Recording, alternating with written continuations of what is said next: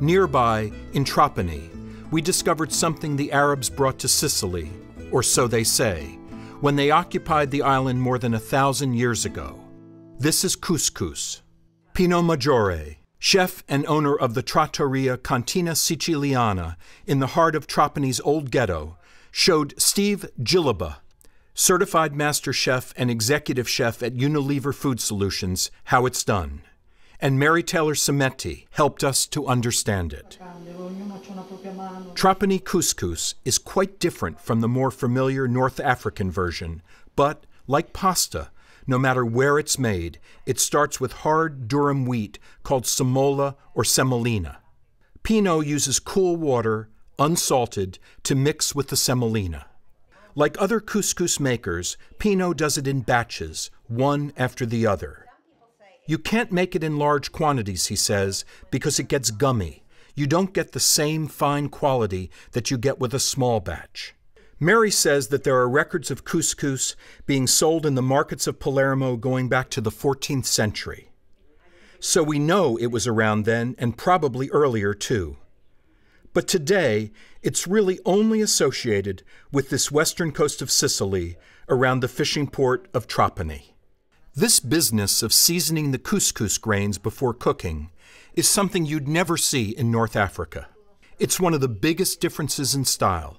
Pino uses basil in the couscous now because it's still basil season, but in the winter he seasons it with parsley and bay leaves. Now comes the olive oil, and finally the whole is tossed and mixed thoroughly together. Next stop, the kitchen. But first, we asked Mary Cimetti about the differences between Trapani couscous and the kind of couscous we find in North Africa.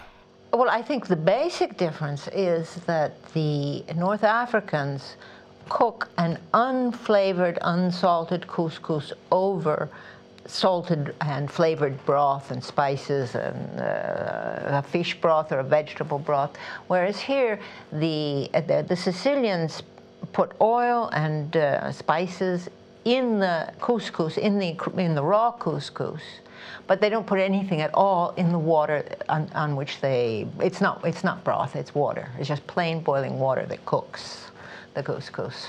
And do you have to make couscous from scratch to enjoy this iconic Sicilian dish?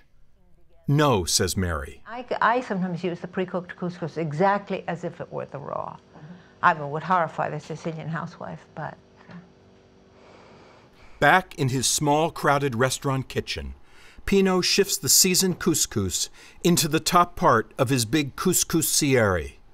The size of the pot gives you an idea of how much couscous he prepares at any one time. And here's a major difference that Mary pointed out. Here in Sicily, the couscous steams over plain water. Boiling water, of course, but not even any salt in the water. The couscousiere is never covered because the steam has to escape out the top. Every 20 minutes or so, he gives the couscous a stir so it cooks evenly.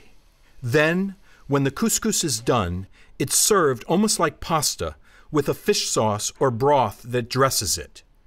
Pino starts the broth, of course, with olive oil, plenty of extra virgin olive oil, to which he will add lots of whole, peeled cloves of garlic, a generous amount of tomato concentrate, salt and pepper, and lots of fresh basil and some broken cinnamon sticks.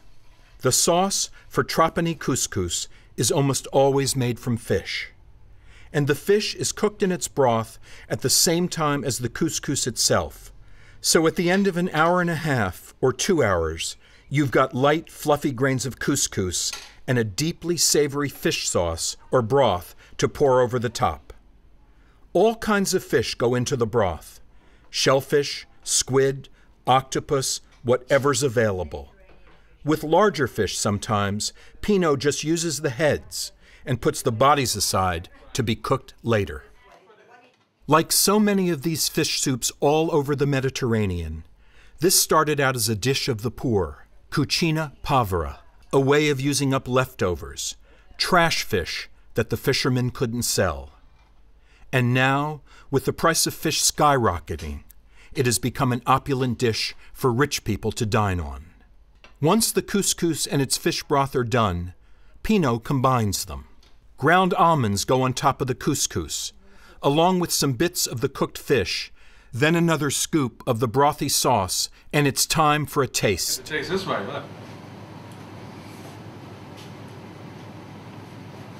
That's fantastic. Huh? Very good.